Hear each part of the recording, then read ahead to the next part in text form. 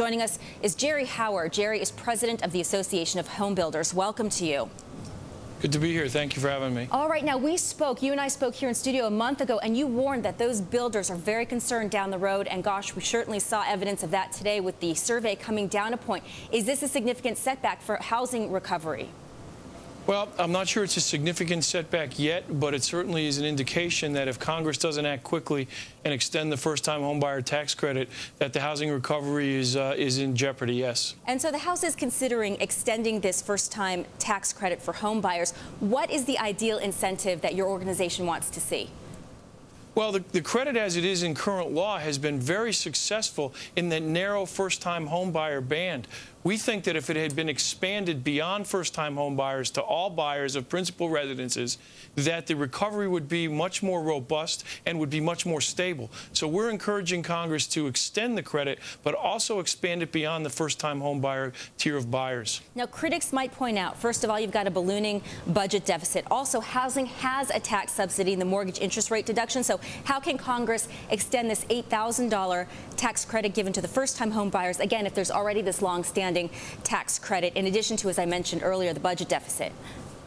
Well, when you're talking about the budget deficit, the first thing I would say is this tax credit, if it is used to its economic fullest, which it would be by expanding it, will more than pay for itself in terms of the economic shot in the arm that it gives, in terms of not only economic stimulus to the private sector, but even revenues to the barely surviving local and state government elements of the economy. So this thing will more than pay for itself accordingly. In terms of the subsidy to housing, right now, yes, there is the mortgage interest deduction. It's very, very important.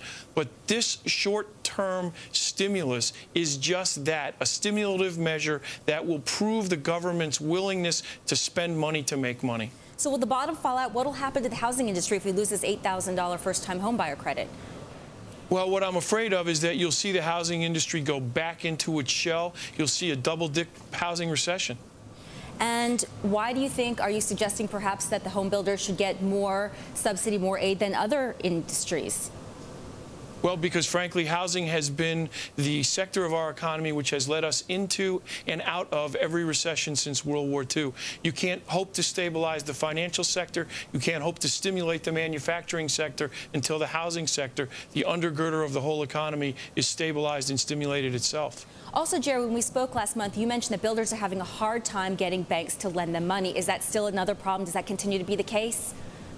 You know, we could stimulate demand by extending this credit, and I'm optimistic that we will.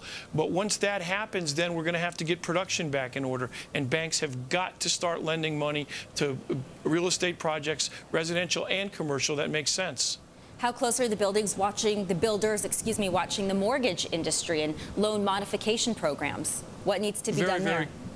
It's all part of the same puzzle that we've got to put together. We're doing our best to work with government, the banks, and consumers to modify loans to reduce the number of foreclosures.